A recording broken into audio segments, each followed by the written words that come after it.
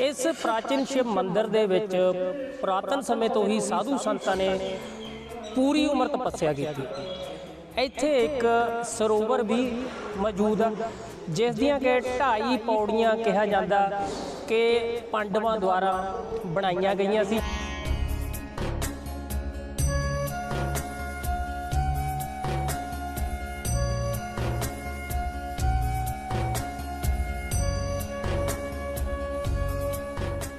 सो इत्थे एक दुनिया का एक लौता शिवलिंग सुशोभित है जो कि खंडित रूप दे विच सुशोभित है और पूरा पूजनीय है।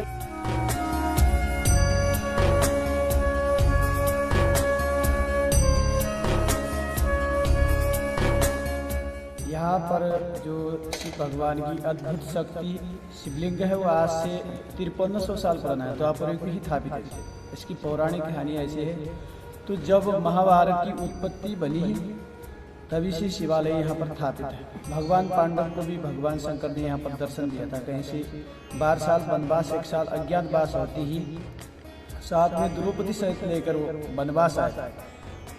उसी दौरान में उनको कहीं से दिव्य रूप में यहाँ पर दर्शन दिया था। साथ में द्रौपदी सहित रख के उन्होंने श्रद्धा भक्ति नाल यहाँ पूजा अर्चना की।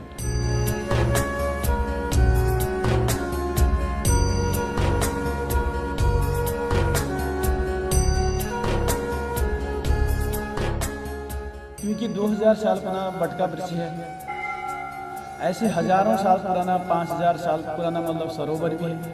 चारों ओर यहाँ पर शमशान भूमि भी है। भगवान शिव साक्षात रूप में तो शमशान में ही वास करते हैं। तो उसके बाद यहाँ पर कई साधु संत ऋषि मुनियों की मतलब तपस्थली, ये आध्यात्मिक ज्ञान का एक केंद्र माना जाता है।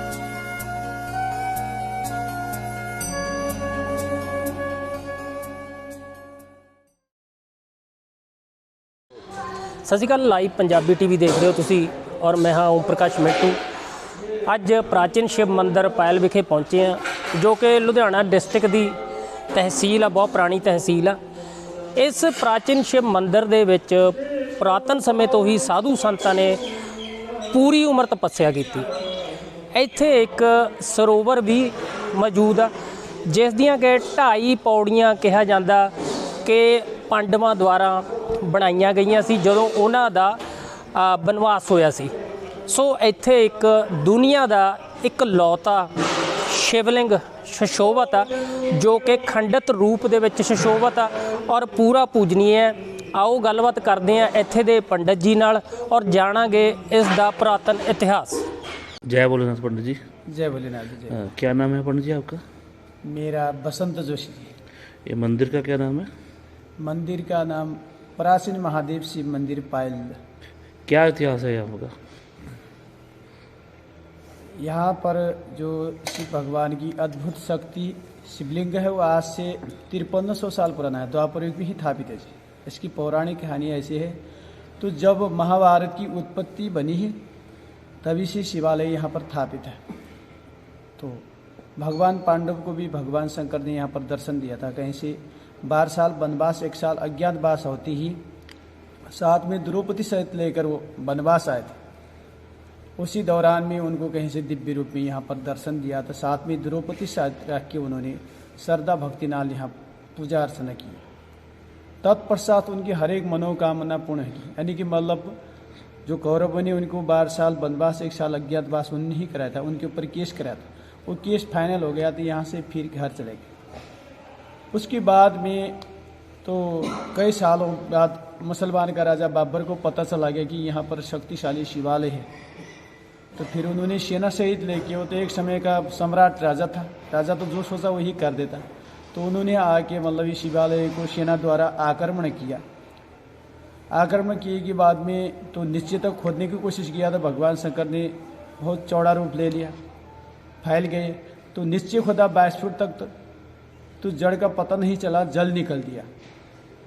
तो उससे नीचे भी कितनी गहराई में है जड़ कोई पता नहीं चला था। तो उन्होंने ऐसे छोड़ के ऊपर से खंडित कर दिया। तो यहाँ से रक्त की धारा बहने लग गई, 3 धारा। तो कुछ आवाज़ भी हुई, तराश हो कि वो लोग उन्हें यहाँ से छोड़ के चले गए। फिर कई सालों तक उनके घर में बाधा अड़चन आदि इत्यादि चीज घटना घटी है। तो फिर वहाँ पर भी घर में तो गांव में पिंड में जो बुजुर्ग लोग थे उनको बताया कि मेरे घर में और ऐसे ऐसे घटना, जो घटना नहीं घटनी थी वो भी घट रही है। जब से मैंने शिवालय को पायल जाके खंडित किया तब से ही ये घटना हो रही। तो सभी लोगों ने, बुजुर्गों ने बताया कि तूने नुकसान किया है, फिर दोबारा तुम भोले बाबा की ही शरण में पड़ो, तुम्हारा बिगड़ा हुआ काम भी बन जाएगा और तूने बहुत ही गलती किया, जो नहीं करना था वो भी कर दिया, शिवालय को खंडित करना नहीं चाहिए। फिर वो 1526 में यहाँ आया और साथ में गाँव वाले लोगों को, बुजुर्गों को लेके तो भगवान से प्रार्थना किया कि मेरे हाथ से बहुत अज्ञान हो गई, मतलब अज्ञान बस मैंने आपके ऊपर खंडित किया हूँ, मैं जड़ भरत महापुरुष समान का हूँ। सनातन धर्म को मैं मान्यता देता हूँ कि यहाँ पर इतनी शक्ति है। इससे पहले भी कई शिवालयों में, कई मंदिरों में हमला किया मैंने, तो जो शक्ति यहाँ से निकली तो आज इतनी शक्ति कहीं पर भी मैंने देखा नहीं। पर वो मेरे ऊपर कृपा बना के रखिए, तो आपको खंडित होने के बाद में आपकी पूजा नहीं होगी तो मैं यहाँ पर दूसरा शिवालय स्थापित कर देता हूँ।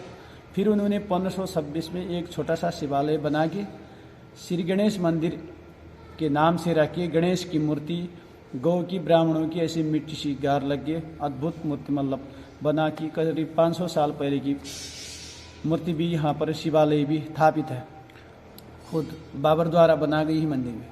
उसके बाद लोग आते जाते रहे, यहाँ जंगल ही था, कोई दिन में ही आते थे, दिन में ही जाते थे। आज की डेट में तो सब यहाँ पर सभी भगवानों को मूर्ति भी रखा गया, मंदिर भी बन गई। पर उस समय आज से 20 साल पहले भी जंगल ही था, मतलब कोई आना जाना कम ही लोगों का था, जानकारी भी उतनी नहीं थी लोगों को, तो अकेले आ भी नहीं सकते और सुबह शाम आरती पूजा भी नहीं होती थी। तो लोग आते जाते रहे, तो मतलब यहाँ पर शिवालय तो खंडित है, तो पंचामृत आदि इत्यादि से पूजा करने का तो कोई फल नहीं है। खंडित शिवालय को तो जल प्रवाह करना चाहिए। जैसे घर में भी हमारी कोई मूर्ति खंडित हो जाती है तो उसको जल प्रवाह करते हैं। तो यहाँ तक ऐसे भगवान शिव का नाम लेना से भी कल्याण है, क्योंकि 2000 साल पुराना बटका वृक्ष है, ऐसे हजारों साल पुराना, 5000 साल पुराना मतलब सरोवर भी है, चारों ओर यहाँ पर शमशान भूमि भी है। भगवान शिव साक्षात रूप में तो शमशान में ही वास करते। तो उसके बाद यहाँ पर कई साधु संत ऋषि मुनियों की मतलब तपस्थली है, ये आध्यात्मिक ज्ञान का एक केंद्र माना जाता है। यहाँ बहुत साधु संतों, विद्वानों ने मतलब यहाँ पर समाधि ले रखी है। यहाँ तो पंचवटी त्रिवेणी का ही फल मिलेगा, एक तीर्थों में महान माना जाता है। तो शिवालय खंडित है तो इसको हम जल प्रवाह कर देते। तो खुद हिंदू वाले लोगों ने ही ऐसे आयोजन किया था। तो भगवान की ऐसी वाणी है यहाँ, आकाशवाणी। तो जो चीज़ है यही है जो आपको मिलेगा, यहीं से मिलेगा। आप 100 बार भी पूजा और जगह करो, उसका फल एक बार दर्शन करना से और इतिहास सुनना से, नमो शिवाय का पाठ करना से ही पूर्ण फल मिलेगा। और इतनी भी कहा कि उन्होंने जिस भक्तों को लेके ना, जिसको बुलाना है, जो सात्विक भावना की है, जो वैष्णव है, जिन्होंने पिछले जन्मों में भी अच्छी कर्म कर रखी है, अभी भी मतलब भगवान शिव को भजते ही है, एक जाने की चाहना करते, तो उसको मैं ज़िंदगी में एक बार ज़रूर ही दर्शन दूँगा।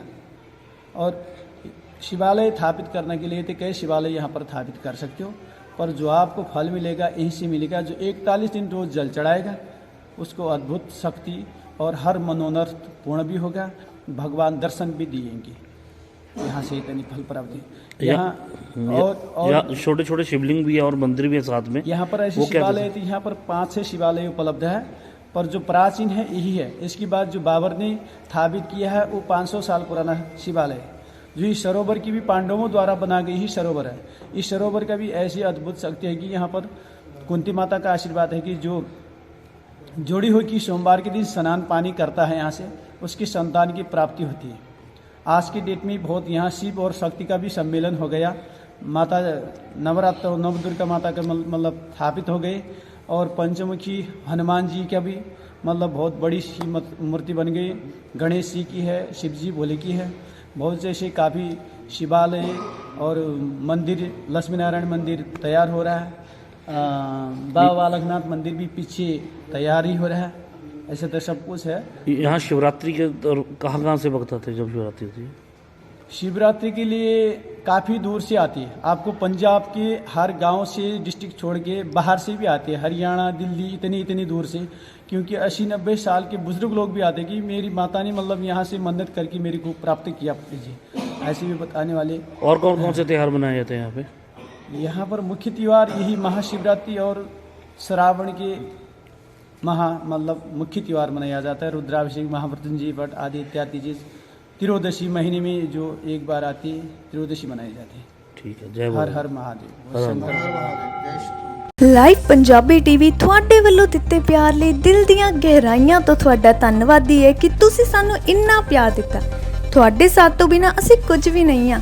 ਸੋ YouTube ਤੇ ਸਾਡਾ ਚੈਨਲ ਸਬਸਕ੍ਰਾਈਬ ਕਰਨਾ ਨਾ ਭੁੱਲਣਾ ਤੇ ਬੈਲ ਦਾ ਬਟਨ ਜ਼ਰੂਰ ਦਬਾਉਣਾ ਤੇ ਸਾਡਾ Facebook ਪੇਜ ਵੀ ਲਾਈਕ ਕਰਨਾ ਤਾਂ ਜੋ ਤੁਹਾਨੂੰ ਅਪਡੇਟਸ ਮਿਲਦੀਆਂ ਰਹਿਣ।